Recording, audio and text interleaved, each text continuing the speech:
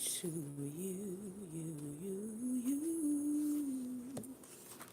Good morning, good morning to you.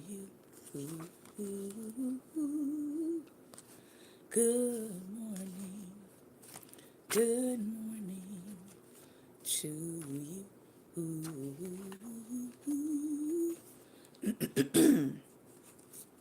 Good morning, good morning, good morning to you. Good morning, good morning, good morning, good morning to you. Good morning, good morning, good morning, good morning to you. Good morning, yeah. Good morning, good morning to you. Good morning, good morning, good morning to you. Good morning and welcome to Daring Dialogues. I hope that everybody is doing great, that you are having a wonderful day thus far. And if you are not, that your day will begin to improve. So, today is Wednesday, is Relationship Wednesday, and as you know, we are focusing on 5 relationship secrets from Jesus from the book Love Like That. And before we go into that, I want to drop another Hebrew word on you today. 52 words every Christian should know.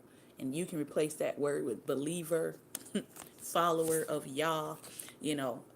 These days everybody got some kind of term, and I'm not going to argue over terms. I'm just going to say follower of Yah, Yeshua HaMashiach. You know, I know the terms.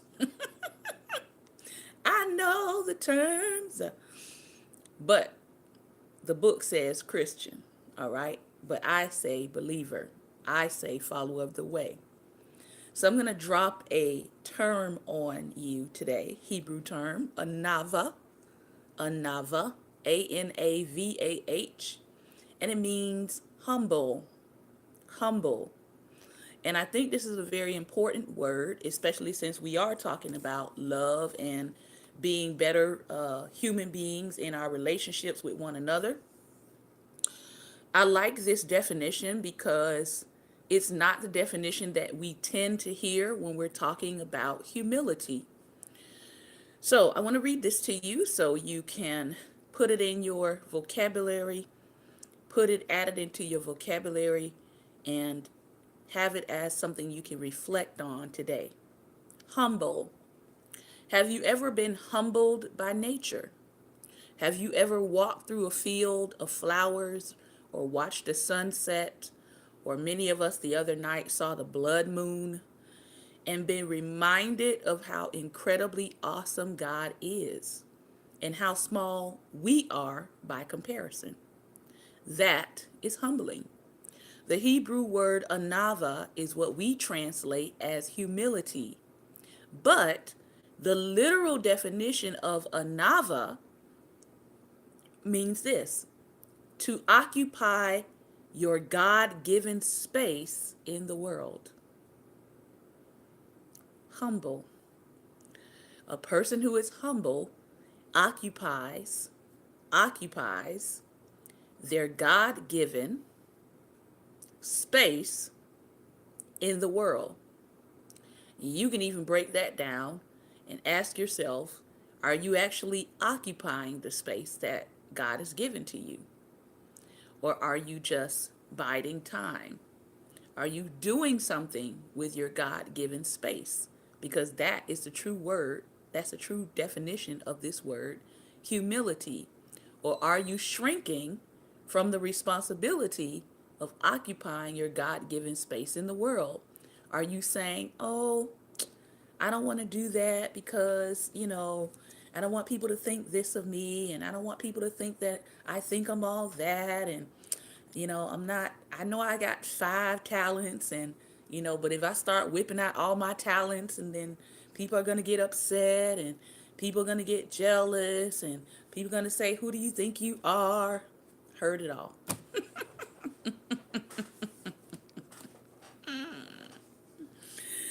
So, humility is about occupying your God given space in the world. Are you doing that? To not overestimate yourself or your abilities, but also to not underestimate them either. There's a story in the Bible about a group of people who tried to build a tower to heaven in order to make a name for themselves. Genesis 11:4. They wanted fame. They wanted to be known. They wanted to be respected and honored for their achievements. Their motivation was the opposite of Anava because they wanted to take up more than their God given space in the world. Go figure. They overestimated themselves and their abilities. We live in a world of likes, of retweets, of followers, of fans, and favorites. And it's easy to start determining your self worth based on how many or how few of these we have, not realizing that many of these people actually buy page likes, they buy fans, and they buy followers. Because when you do that, then that puts you in the category of being able to sell your products to a greater group of people. And it also allows you to monetize whatever products you're selling through advertisement. So some people are willing to buy page likes, followers, and fans on the front end, knowing that they're going to recoup that economy through page ads and all of those other pieces. All right. There's been a few times when I have gone through my Facebook page list and found that there are pages that have been added to me, because they can do that I never clicked like on. So I have to occasionally go through my Facebook pages that I've actually liked and make sure that it's only stuff that I have actually clicked on, because they have people that can go in and assign someone's page to you because they buy followers. I know some of y'all didn't know that, did you? Go check and make sure that the pages you've liked are actually ones that you clicked like on. All right? So, when we underestimate our worth of ourselves, that is not anava. It is not humility. Growing up, I was taught, the writer says, that humility was thinking less of yourself by taking up the smallest possible space. But anava is about being aware of and being comfortable with the space and place that God has given you in life. When we do this, we don't take up so much space that it squeezes others out. Pride. Pride takes up all the space and squeezes others out. Satan, Lucifer, son of the morning, said, I am going to ascend to the mount, and I'm going to what? Exalt myself. I'm going to exalt myself above the throne of God. I'm going to push God out and take over. He literally had a takeover spirit. All right. So it's about being comfortable with our space and our God-given assignment and place. He thought, exactly. He thought he was going to edge God out, ego. When we do this, we don't take up so much space that it squeezes others out, and we don't take up so little space that our responsibilities begin to fall to other people. Because guess what?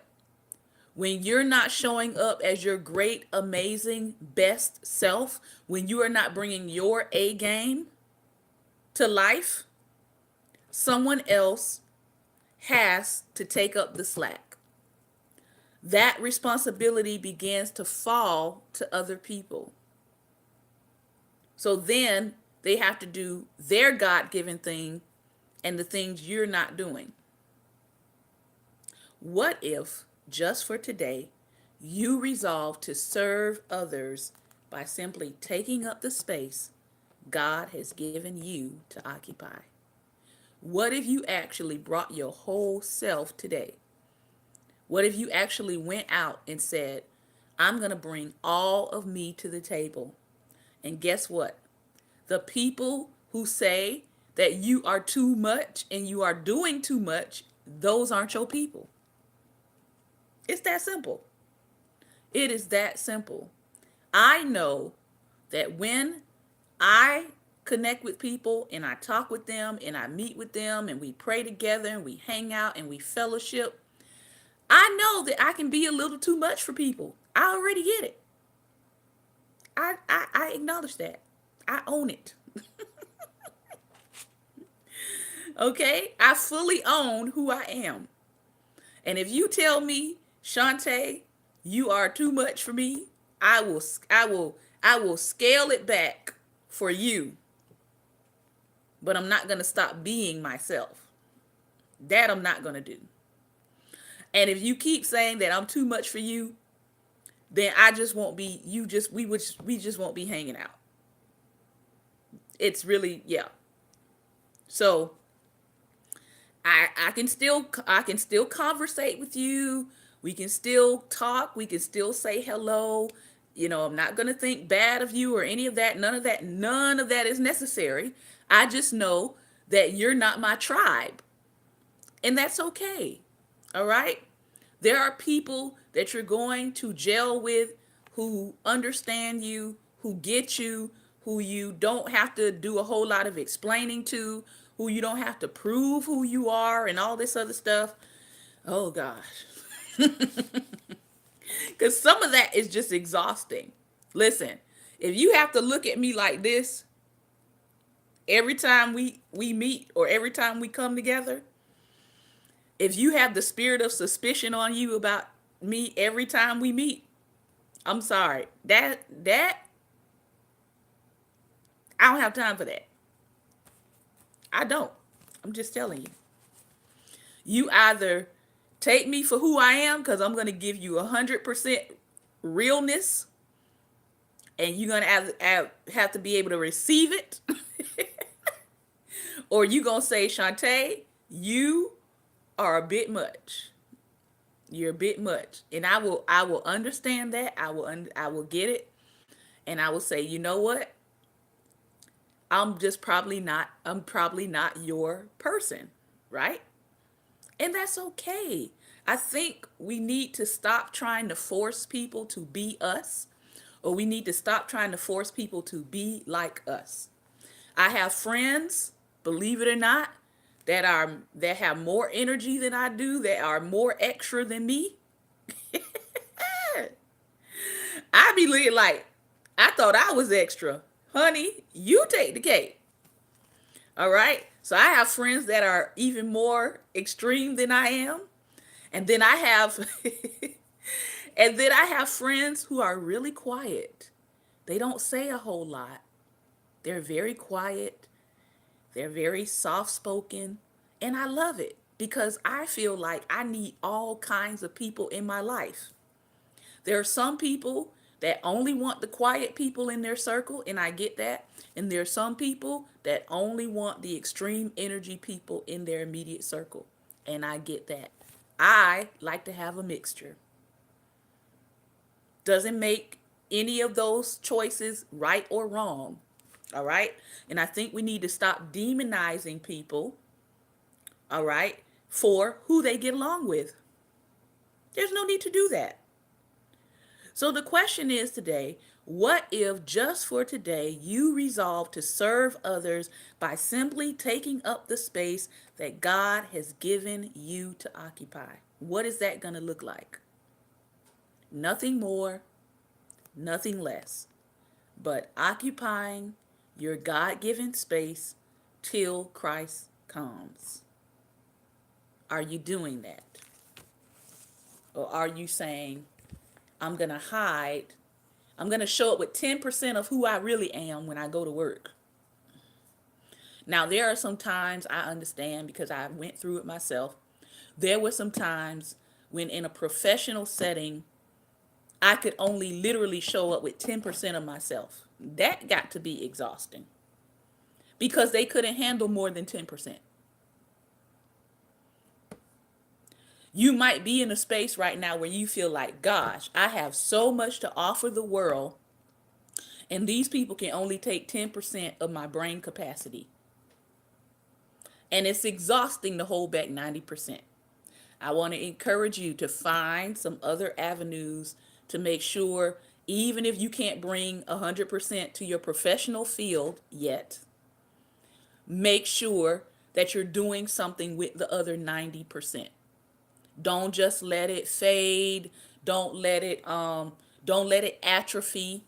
Make sure you're doing something else with your 90%, even if you can't bring it all to your professional setting. All right. Let's get into love like that. 5 relationship secrets from Jesus.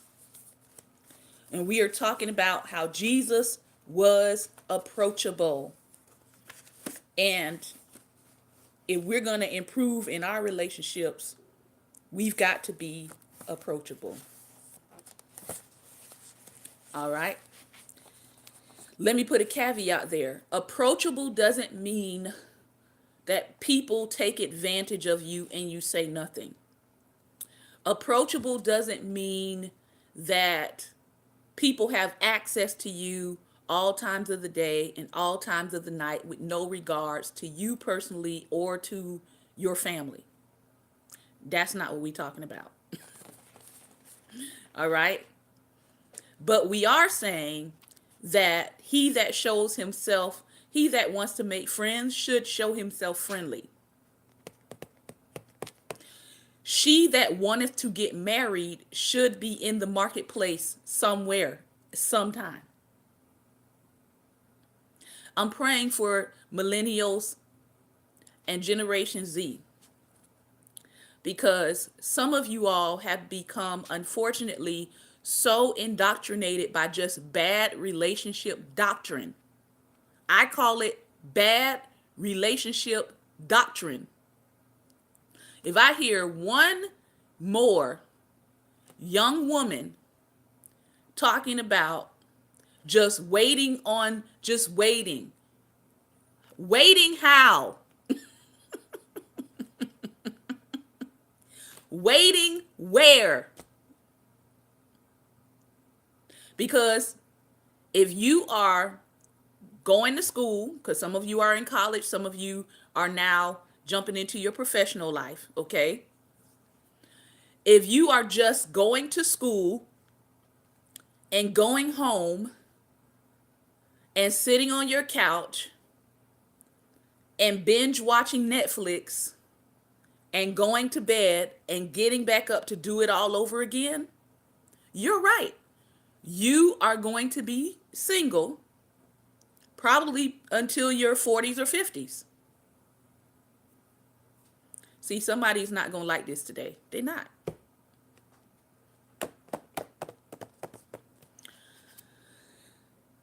I know people love to use this verse of scripture. He that findeth a wife findeth a good thing and obtaineth favor from the Lord. Which means if he's finding, that means there has to be a search going on, right? Am I correct? Somebody correct me. So if there's a search going on, then that means that he's actually got to be looking in places where you can be found, right?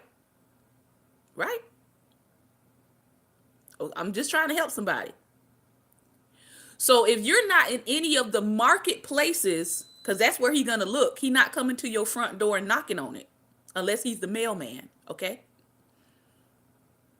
Who knows? All right? But ladies, let's just say this is not Uber Eats, okay? Or what's the other one? Dosh. This is not man mail delivery to your front door. This means engaging in activities in the marketplace where you can be found. Now, I just happen to be found in church. That's where I first met my husband. But I wasn't trying to be found at the moment, but that's where we met, okay? That is one place that becomes a field. One place. Now, I will say to young women, be wise in the fields that you plant yourself in. Be wise in the fields that you enter into. All right? A club is a field. But you got to ask yourself, what is in the club? And do I want what's in the club to potentially become my spouse? That's a question that you're going to have to answer. All right? A library is a field. A entrepreneur's conference is a field. And I'm not talking about a church conference, although that can be, but that's still church, okay? An entrepreneur's conference is a field. A cooking class in your city is a field. What am I saying? I'm saying you have to be in a field because he's looking. I don't know who is giving us these statistics about men who are not looking. They're looking. They are. All right? So, just want to help some people. Think about your fields, ladies. Think about your fields. The bookstore is a field. A cafe that has open mic weekdays. You know, it's not a club, but it's a cafe. Maybe they have coffee, they have open mic, you know, where people get up and they do a couple songs and they sit down. That's a field. What am I saying? Try to go to the places or try to be out in your community in spaces, right, that you would enjoy. Going to a sports event is a field. Follow your passions and you might find a mate with like interests. Going bungee jumping, field. Going on a camping trip, field. Going on a hiking tour, field. Okay? Open your mind. Expand your thought about what a field is. Because you know you're a believer, right? You go to more places than church, I would hope. All right? So when you're talking about he that finds a wife findeth a good thing, obtaineth favor from the Lord, understand, if he's finding, that means he's searching and he's looking. All right? Religion wants your time and attention in it and its leaders. That's why they don't teach it. Exactly. Me, Life Nation is all about teaching you, equipping you, and telling you to get out the door and do something. Get out the door and do something with the gospel. We are very unorthodox. We don't give you an opportunity to just sit and do nothing. But that's a whole other sermon, by the way. All right? All right? We want you to do something with the teaching you're receiving. Not just sit on it, but actually put it into practice. All right. Approachable. We're still talking about Jesus. We stopped at Jesus sitting down with people who did not necessarily agree with him. All right. Jesus goes to this particular man's house. And as we were talking, the woman comes in. She adorns Jesus with hospitality. She cleans his feet with her tears. She pours perfume on his feet. All right. He said, Jesus in this instance is shockingly accessible. Now you got to think about this. This woman is crying on his feet, wiping his feet with her, crying on him, wiping her hair on his feet, cleaning his feet off, perfuming his feet. And no armor bearer gets up and tackles her to the ground and says, "What are you doing?"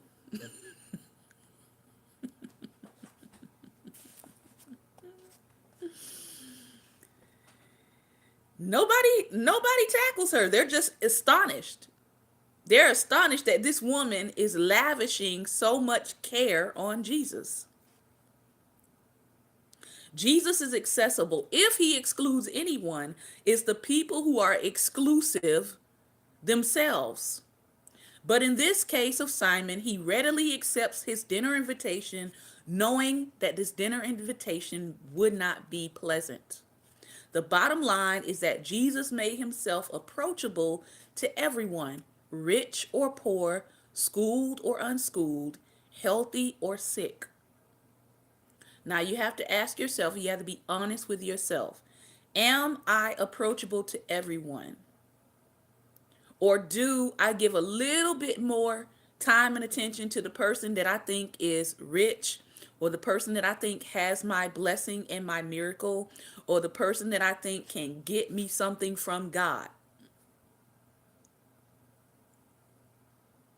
Do I look at poor people with a side eye and imagine and start thinking about what did they do in order to find themselves in that position? Or do I have some compassion and realize I don't know the circumstances behind why they're in that position? Maybe I might want to ask. Do we show a little bit more favor to the people we feel are more schooled, are more educated, have the PhDs and the bachelors and the masters? Do we tend to hold them in higher regard than we hold someone who has a high school diploma or a GED or never graduated high school? Do we tend to give all of our attention and time to those who look good, sound good, dress well, are healthy in appearance? And then the people that are sick, we're like, ooh, I don't want to be over there. I might catch whatever they have. So we have to look at our own attitude when it comes to how we relate to each other. Am I only approachable to people who look like me? In this day and age, Black people, we have to be careful. Consider what just happened, the hate crime that just happened the other day. We have to be careful. We have to be careful. Because for us, it literally could be a matter of life and death. This is the world we live in. All right? People of his day tended to keep rabbis and holy men at a respectful distance. But Jesus was open-armed. People crowded around him just to touch his garments. When Jesus called his disciples, he did not recruit exclusive priests or rabbis. Most of the people of the day had a problem with the kind of people that Jesus was recruiting. They were not priests. They were not rabbis. They were not seen to be as learned men until Acts, if you recall. They said, we perceive that they have been with Jesus. They know some things now because they've been with Jesus. But before that, people were looking like, who are these jokers? Jesus sought out lowly laborers, fishermen, and even the disreputable tax collector, Matthew. When a group of little children were brought to see Jesus, the disciples tried to keep them away from him, believing that someone as important as Jesus should not be that approachable, much less give his time to little children. There are some people now that feel that way about children. They just kind of brush them to the side.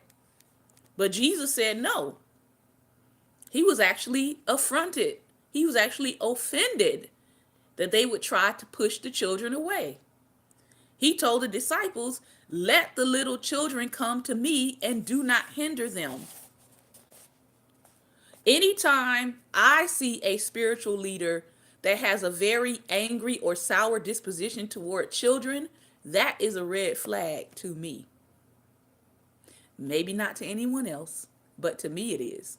Because the nature of Christ is to receive children and not hinder them.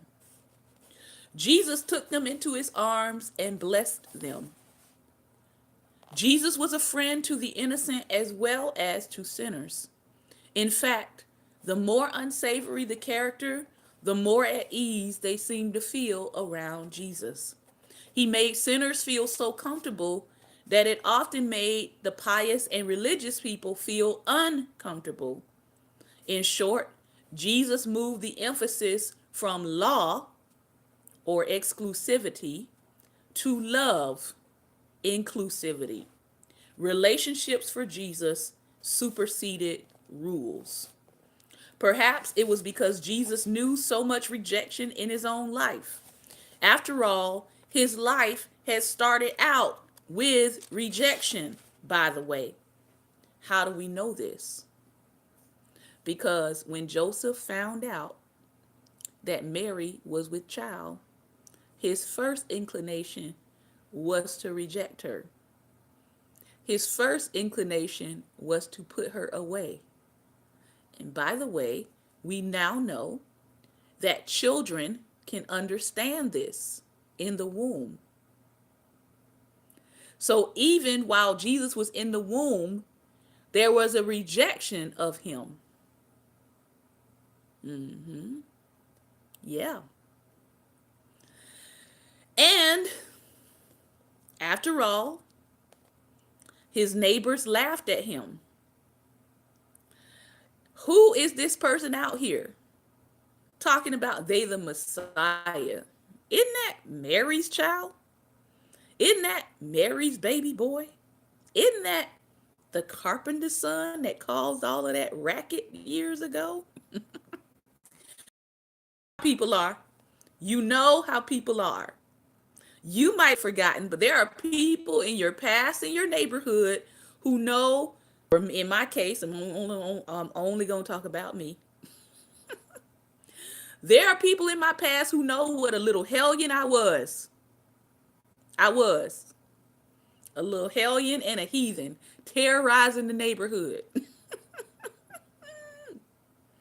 getting into all kinds of trouble. So some of them might look up today and say, is that, because my mother's name is Mary, by the way, is that Mary's child?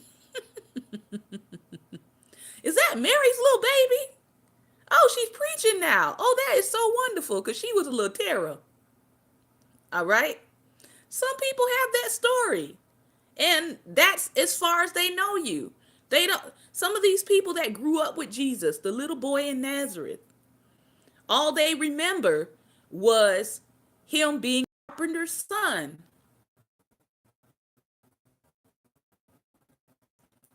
So all in the country about some man named Jesus from Nazareth, and you're like, wait a minute, is that the same little boy that was over there with his father learning how to make furniture, and y'all trying to tell me he the savior of the world? Get out of here. His neighbors laughed at him. His family questioned him. His closest friends betrayed him. And his countrymen eventually tried him as a revolutionary, as an upstart, as a revolter, and killed him. You know, kind of like Martin Luther King. Maybe that's why Jesus was so inclusive of those who were also rejected. The riffraff fringe, who were rarely included by others, because he understood rejection. Maybe it's because Jesus, the God man, simply had immeasurable understanding and insight into our longing for belonging. Whatever the reason, make no mistake, Jesus went out of his way to embrace the unloved and unworthy.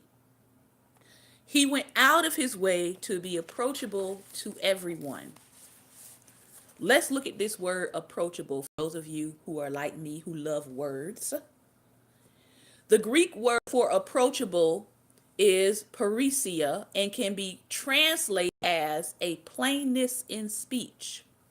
In other words, it means accessible, easy to understand. And if you look for synonyms for this word, you will find words like friendly, open, amenable, and accessible. But perhaps the best way of defining approachable is with a common smile. Studies show that people think they already know someone if that person offers them a smile, even if it's an absolute stranger. So when you are out, all right, a smile is not supposed to be flirtation in a normal world, all right? But when you're out and about and you see somebody that may be in an uncomfortable situation, sometimes smiling in their direction can kind of help them ease whatever tension that they may be going through or may be involved with. It's almost like saying, "Hey, I'm approachable. I'm here if you need help." All right? Even a fleeting smile has the capacity to burrow deep into the subconscious of the person who sees it and sets off positive changes from within. I'll never forget, there was a particular year in my life, a couple years back, when I was going through a hard time. I was literally in a pit season along with my husband. And there was a cafe in the community that we lived near, and that cafe was like a safe haven. It was like a refuge for anybody who wanted to come in. You could sit there, you could have conversations. You didn't necessarily have to buy a drink. So there would be sometimes people would come in, maybe they wouldn't have enough money. The owner of the cafe would sometimes give them, a free coffee. Sometimes he would let people keep tabs so that, once they got their paycheck, they would come in once a week and pay off their coffee tab. And I used to do a lot of painting there because the space that I was in, I didn't have enough space to kind of spread out and have my stuff everywhere. So I would go to this cafe and I would spread out my art tools and everything. And I would just spend a couple hours there and get a painting done. And I remember one time another gentleman that the cafe owner had hired to do some remodeling.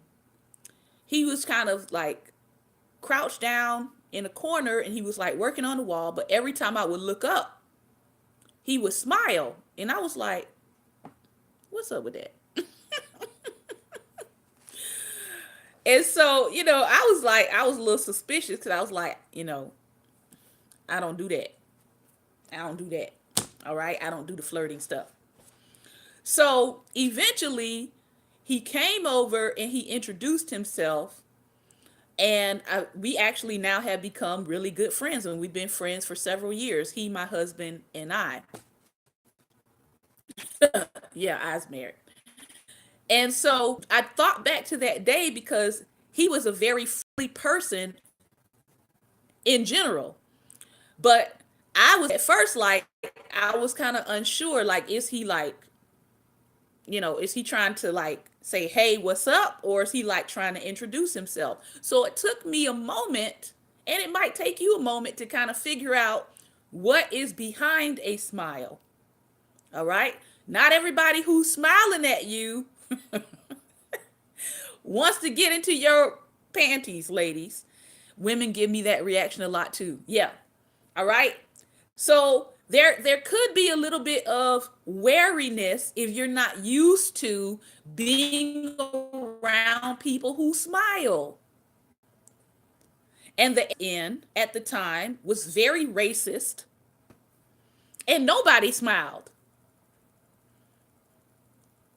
So to see someone of the opposite ethnic group happily smiling at me was a rarity.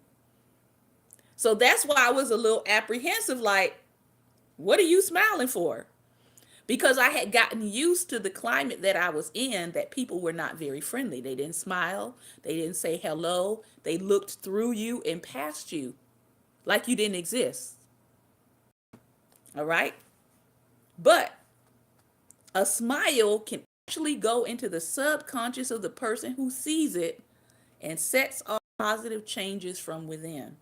For example, a smile of just a mere 4 thousandths of a second, what researchers refer to as subliminal priming, is enough to produce a mini emotional high in others. It makes people see things around them in a more positive light. Boring material becomes more interesting. A nondescript picture seems to have more flair. Indeed, researchers have found that even some foods taste better when preceded by a subliminal smile. And what's more, these expressions are contagious. In one study, when participants were exposed to these smiles, even though they couldn't remember seeing them, their own faces mirrored what they saw.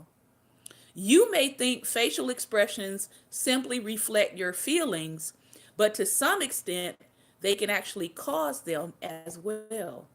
This is why I tell somebody I love very much to stop frowning all the time. Did you hear what he said? He said, your facial expressions can begin to cause the feeling. So if your facial expression is like this all the time,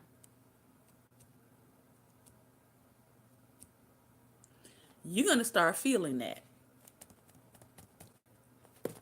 Smile. In fact, studies have shown that expressions may act like the volume control in your life.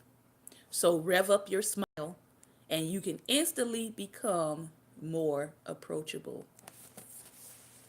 One of the main complaints I hear from single men is that she doesn't look approachable. I'm over here having conversations. I'm trying to root for my sisters. And I'm trying to go to bat for some of y'all. And I'm saying things like, but she's really kind. But she's really nice. I promise you, she's a fun person if you get to know her. And they're saying, she don't look approachable. Every time I see her, her face is like this. Let me help some of y'all. Major tip. Major. All right, this is for free. Please, if you are a single woman, please change your profile picture to a smiling one. Okay? Okay? Okay? Change it today. Don't delay. Change it to a smile. Change it to a laughter picture. Please. No more stale, crusty looks. No more off into the deep looks, okay, on your profile pictures. I love y'all, but I'm trying to help some of y'all, all right? No more, see, Lady Kenyatta's laughing. No more, ladies, if you are a preacher, thank you, Prophet. No more sticking out your backside pictures on your profile pic. Please, I'm trying to help y'all. I'm trying to help. You want guys to stop sliding into your DM, but you gave him your butt to speak to on your profile pic. So that's what he's responding to, okay? Put your face on your profile picture or your cover photo, either one. But if you're single, keyword there, single, change your profile pic to a smiling picture. Thank you, Lady Stephanie. Men are visual. And if you are a preacher, you're an apostle, preacher, prophet, and you're single, can I get you to remove this picture? I'm finna do it for y'all. Change it, please. I'm just trying to help you. Okay? Anything where you look too serious or you look too severe, I know that some of y'all put those kind of pictures up because you're trying to get preaching engagements and speaking engagements. I get it.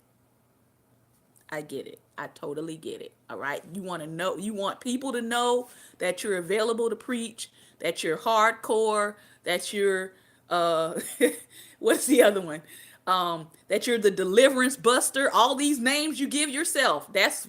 I get it. I get it. Please share this broadcast because y'all know some of y'all been wanting to tell your friends this stuff, but but you could just share it and they'll get the message. All right. Listen, I understand why you do some of the things you're doing. I get it. But we're talking about being approachable. If you're wondering why men are not approaching you, it's the energy, it's the vibe, it's the expression that you're giving off. Doesn't sound or doesn't look approachable. Okay? So, what keeps us from being approachable? Being a snob. There's a difference between wanting to be loved, wanting to be respected, wanting the best for your life, and being an outright snob. And there's a lot of spiritual snobbery going on that people are cloaking under the guise of, well, I just got to have the best. No, it's spiritual snobbery. That's what's happening. A snob is a person who believes there's a correlation between social status and human worth. I'm going to say that again because somebody needs to write this down. A snob is a person who believes there's a correlation between social status and human worth. In other words, you're worth something only if you drive this, you live here, you are in this kind of neighborhood, you're in this kind of income bracket. That is snobbery. Ran into a lot of spiritual snobs in Virginia. A lot of them. All right. If you don't drive a certain thing, if you don't live in a certain place, if you don't hold a certain position in church, if you don't have, a title of minister, preacher, pastor, apostle, prophet, evangelist, forget teachers, then you're not really worth my time. It's spiritual snobbery. And God is not pleased at all. Snobs basically see certain people as inherently inferior to themselves based on beliefs, values, intellect, talent, wealth, education, beauty, ethnicity, religion, or just about anything. Yep, it's spiritual elitism. There's the elite clique. There's the spiritual elite cliques. There are the prophetic elite cliques. I don't have time for none of that click, click, click, click stuff.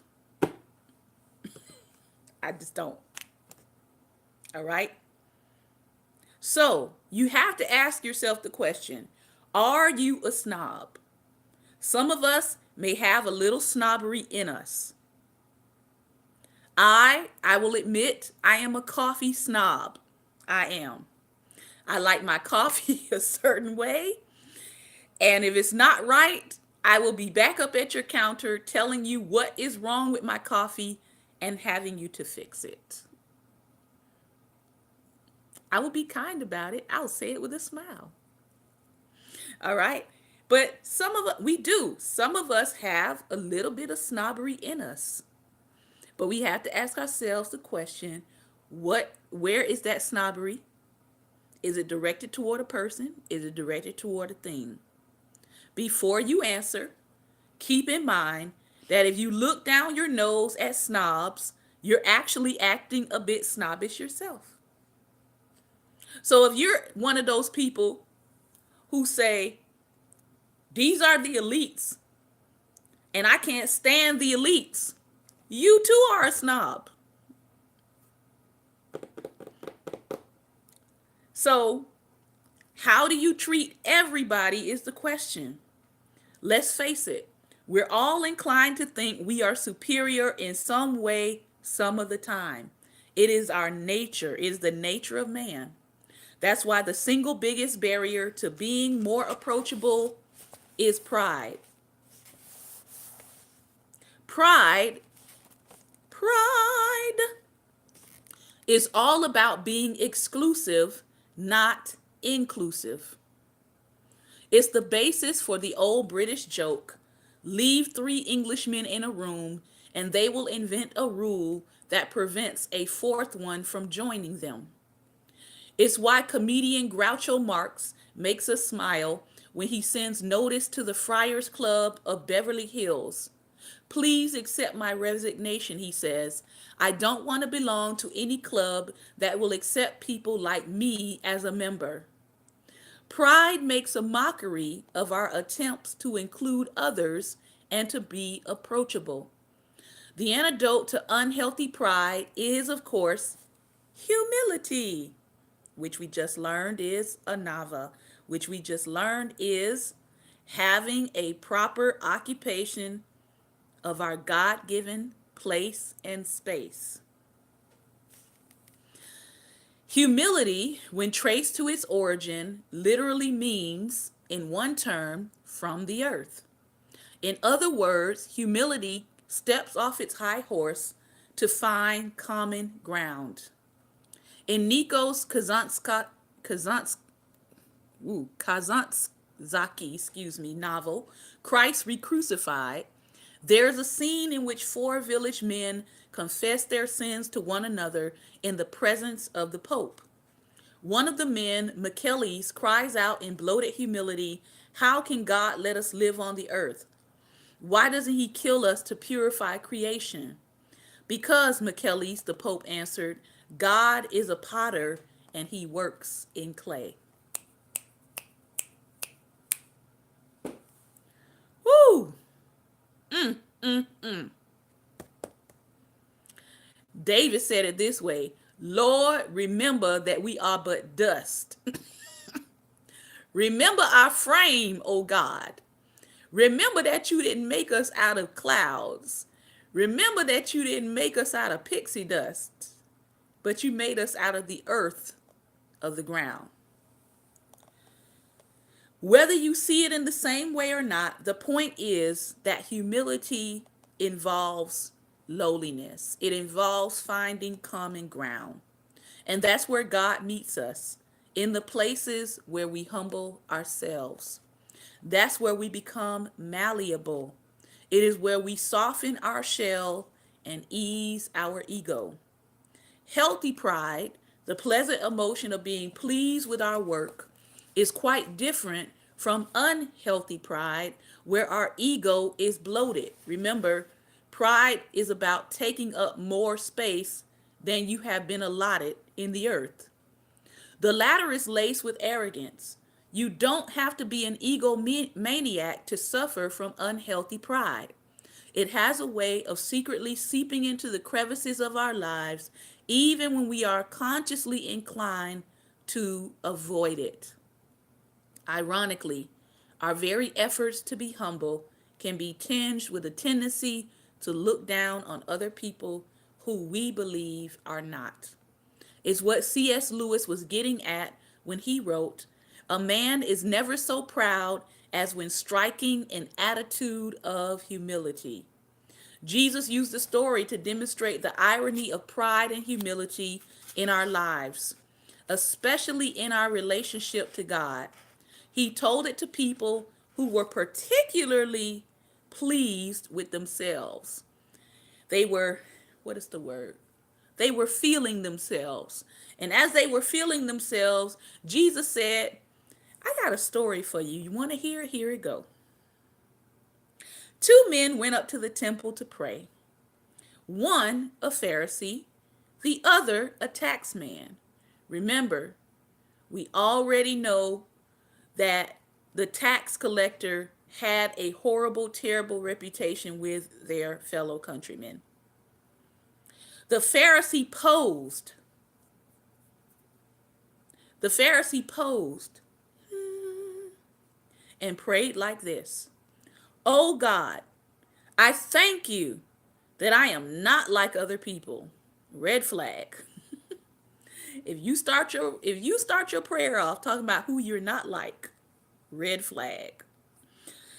I'm not like other people. I'm not a robber. I'm not a crook. I'm not an adulterer, or heaven forbid, I'm not like this tax man who I shouldn't even be looking at or comparing myself to, since I'm in the temple to pray. But clearly, I decided that when I went to the temple, I was going to look at him, make a comparison, and then pray. I fast twice a week and tithe on all my income. Meanwhile, the tax man, slumped in the shadows, his face in his hands, not daring to look up, said one sentence, actually two. God, give mercy, or have mercy on me, depending on the wording that you're reading. Forgive me, a sinner. Jesus commented, this tax man, not the other, went home and made right with God. If you walk around with your nose in the air, you're going to end up flat on your face. But if you're content to be simply yourself, you will become more than yourself. Unhealthy pride, even for sincere God followers, is a prevalent problem. We all struggle to strike a balance between being healthy, having healthy pride and healthy humility. And it becomes a problem whenever we allow it to stand in the way of us being approachable and inclusive. So, how approachable are you? There are some questions that you can answer online, I believe. And I will try to give you the website again. There it is. If you want to complete this self-test online, you can go to lovelikethatbook.com and you can take this self-test for chapter 2 online, and you can receive your progress along the way. But here's the thing. Here are some of the questions you could ask yourself. Do people know me as an inclusive person, or do people know me as being exclusive? Do I welcome people who have differing ideas or viewpoints, even to the point of turning the other cheek? Do I lean into humility far more than I lean into my pride? Do I detest the idea of looking down on others or being snobbish? Do I want to include anyone who feels or looks left out? Am I known by my friends as someone who reaches out to undesirable people? Or have my friends never seen me reaching out to someone that would be considered undesirable in today's society? I intentionally, do I size people up? Do I size people up by their clothes, by their appearance, by what they're driving, by what church they attend, by what title they have? Do I intentionally work at being less self-centered and not feeling superior to others? Am I the first to make sure somebody in a social setting feels accepted and included? Or do I join in with the other people who are excluding them? Am I the person who walks up to the person that comes in alone to make them feel comfortable? Or do I say that ain't my job? Do I work diligently to love my enemies, the people who tend to make my life difficult?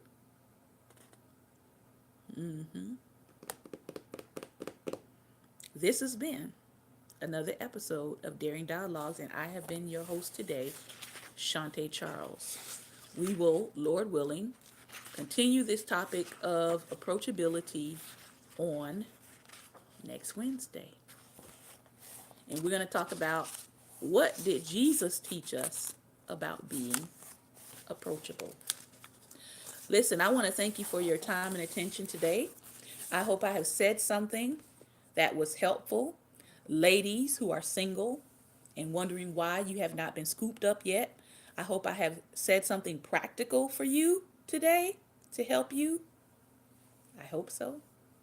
All right. Gentlemen, please, I beg of you, go and pursue, go and find. All right? Thank you. Remember, light is the most daring opposition to darkness, but please go out today and be light. I am glad I made some of you laugh today. You should see me all the time. Oh my goodness. Y'all are going to go find spare and barbecue ribs. And on that note, Prophet Jonathan has closed us out. Gentlemen, please go and find your rib. All right? Go looking. Don't give up. All right? If she looks at you and she smiles and she allows you to approach her and start a conversation, that's at least a first step. All right? Look for the approachable young ladies. Look for the ladies that smile back. All right? Okay. Take care, everyone. God bless. Talk to you soon.